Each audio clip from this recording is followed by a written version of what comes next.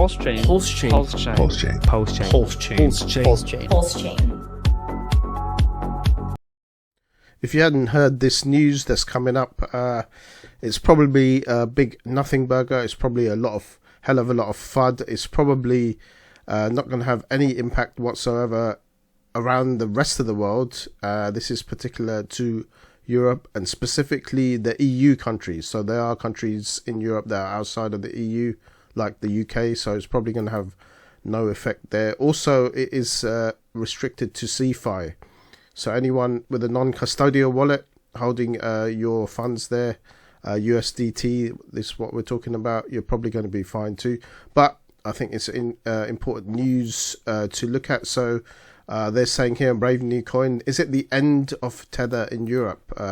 Uncertainty looms as the MiCA regulations take effect. So today is the 29th of December. This takes effect tomorrow, which is the 30th of December in the EU countries. So Tether's flagship stablecoin, which is a USDT, faces renewed scrutiny in the European Union as the bloc's landmark markets in crypto assets, which is called MiCA, regulation prepares to enter its full implementation phase on December the 30th, 2024.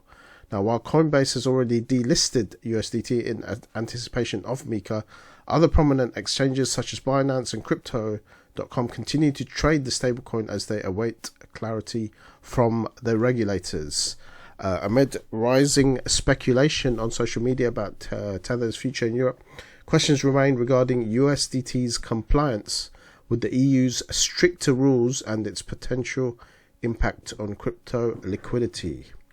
Right, Coinbase's proactive delisting.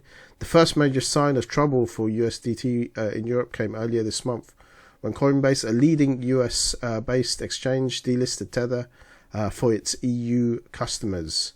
The company cited compliance concerns in the light of the MiCA's upcoming requirements. Coinbase's decision sparked intense debate across the crypto community, with some market participants applauding the precautionary approach, while others argued that Tether's fate should hinge on explicit guidance from European regulators.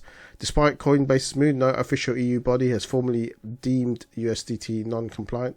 MiCA imposes rigorous standards on stablecoin issuers, requiring e-money licenses, independent reserves in recognized banks, and detailed disclosure obligations. However, the European Securities and Markets Authority has yet to confirm whether Tether meets or fails these benchmarks.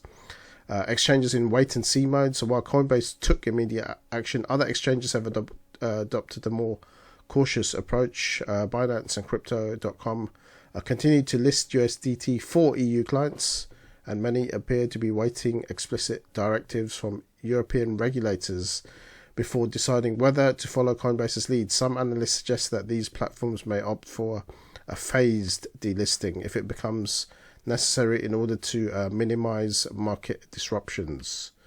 Juan Ignacio, a member of the technical committee of the MiCA Crypto Alliance, notes no regulators have explicitly stated that USDT isn't compliant, but it does not mean that it is. He also indicates that differing responses from exchanges, some delisting quickly, others waiting for statements, may create confusion in the short term. Bloomberg has reported that many European exchanges will likely delist Tether by December 30th.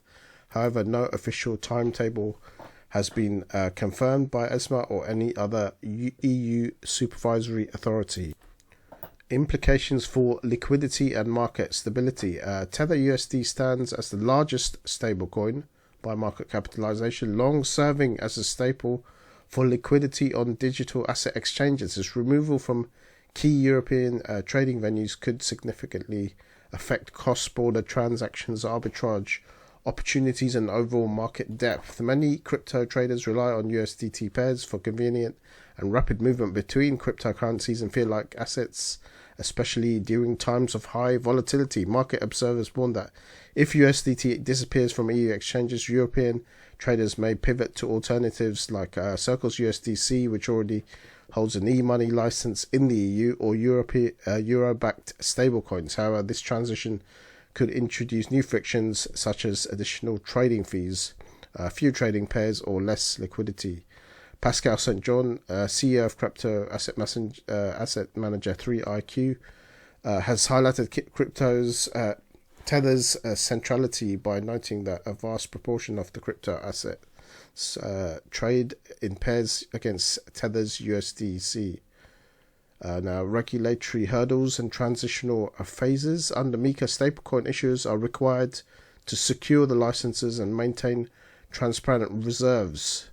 The regulations implementation phase officially ends on 30th December, but legislation also includes an 18-month grandfathering period, so I don't think anything's going to happen now. It's probably the next 18 months that can extend the compliance deadlines, so this is probably a load of nothing burger.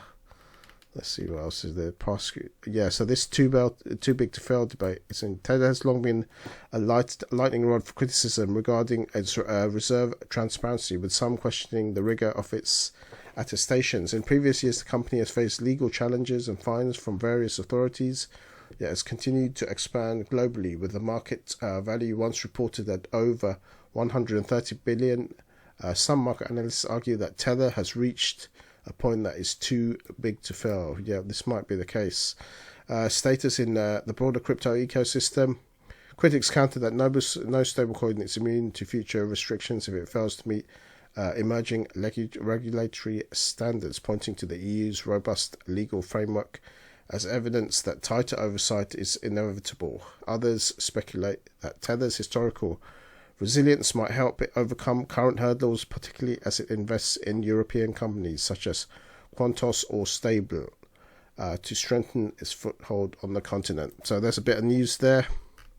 It's probably nothing, but still interesting to keep an eye on these developments, stuff happening in Europe.